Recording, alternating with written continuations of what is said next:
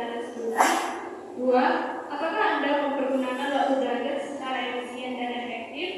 3. Ketika melakukan kerja kelompok, apakah Anda ikut aktif di dalamnya? 4. Ketika melakukan diskusi bersama, apakah teman Anda yang mau jenis ikut turut membantu? 5. Ketika mengikuti perkuliahan, apakah Anda merasa tertarik dan nyaman hanya karena dosen yang masuk yang disenangi dan disukai? Interaksi antara perempuan dan laki-laki dalam mendapatkan kerja. 1. Setelah lulus dari perkuliahan, apakah yang Anda akan lakukan? 2. Sebelum lulus dari perkuliahan, apakah Anda sudah memikirkan kemana Anda akan bekerja dan sebagai apa? 3. Apakah Anda pernah bertukar cerita dengan lawan jenis Anda mengenai apakah akan langsung melamar pekerjaan melalui kuliah? 4.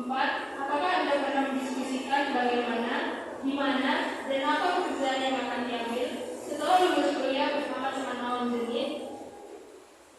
5. Apakah Anda mempunyai minat dan tertarik untuk langsung bekerja setelah lulus kuliah? Dari data yang diperoleh, maka ada beberapa hal yang telah didapatkan dengan rincian sebagai berikut. 1. 100% mahasiswa atau mahasiswi telah menyusun rencana studi perkuliahan. 2.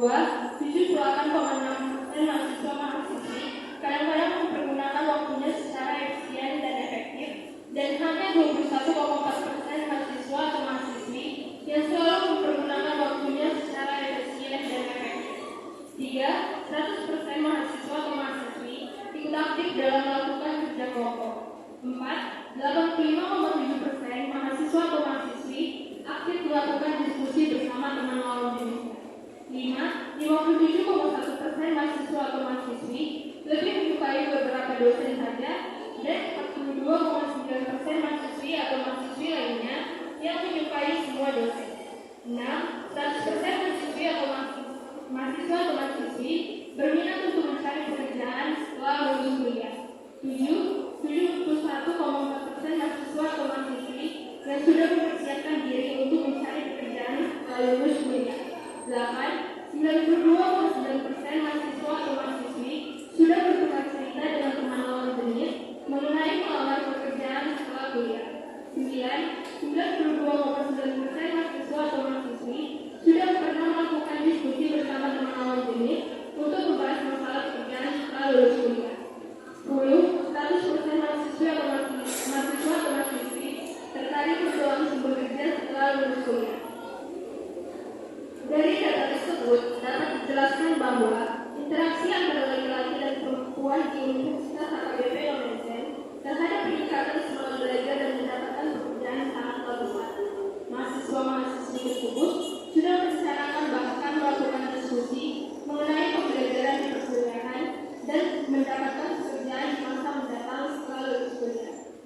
Untuk meningkatkan semangat pembelajaran tersebut, mahasiswa atau mahasiswi tersebut dapat menerapkan contoh-contoh yang dapat dilakukan sebagai berikut. 1. Pembentukan sikap-sikap yang positif terhadap tugas-tugas yang perlu dipelajari. 2. Pengembangan kebiasaan belajar yang baik, baik menyusun rencana studi. 2. Menggunakan waktu belajar. 3. Teknik belajar ada 1. Cara-cara mengikuti kuliah. 2. Cara-cara belajar di luar waktu kuliah. 3. Bertanya menanggapi belajar bersama dan diskusi. 4. Menyiapkan diri untuk ujian. 1. Penjadwalan waktu. 2. Belajar kembali. 3. Menyiapkan perlengkapan ujian. 4. Mengerjakan ujian. 5. Memperoleh informasi hasil ujian. Dengan demikian, dapat diambil pemahaman yang cukup sederhana bahwa prestasi adalah apa yang diperoleh berupa kesan-kesan yang mengakibatkan perubahan dalam diri individu sebagai hasil dari aktivitas belajar. Untuk mengetahui penguasaan setiap mahasiswa terhadap suatu pelajaran, perlu diadakan evaluasi. Dari hasil evaluasi akan dapat diketahui kemajuan dan kemampuan yang dimiliki oleh para mahasiswa, biasa disebut dengan indeks prestasi. Dengan demikian, indeks prestasi adalah penilaian pendidikan tentang kemajuan mahasiswa dalam segala hal yang dipelajari di perkuliahan yang menyangkut pengetahuan atau kecakapan, dengan kata lain untuk mengetahui kebutuhan dan belajar mahasiswa dapat dilihat dari prestasi belajar mengajar.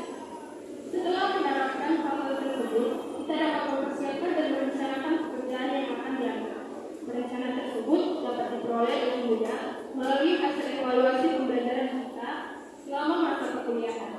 Hal tersebut dapat menjadi bahan untuk kita meraih pekerjaan sesuai kemampuan dan kompetensi yang kita miliki guna meraih pekerjaan yang dicita-citakan dan diimpikan.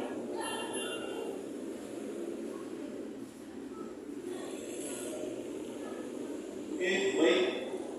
Saya akan membawakan bab 4, yaitu penutur dan kesimpulan. Kesimpulannya adalah dalam belajar mendapatkan pekerjaan sebagai mahasiswa setelah kuliah. Yang pertama, pendidikan adalah investasi. Menjadi mahasiswa adalah kesempatan untuk belajar dan mengembangkan keterampilan yang akan menjadi modal berharga di masa depan. Pendekatan ini membutuhkan komitmen dan dedikasi yang kuat untuk meraih kesuksesan di dunia akademik dan profesional. Yang kedua, jaringan dan hubungan. Memperluas jaringan dan membangun hubungan baik dengan teman sekelas, dosen, dan profesional di industri tertentu dapat membuka pintu kesempatan kerja. Berpartisipasi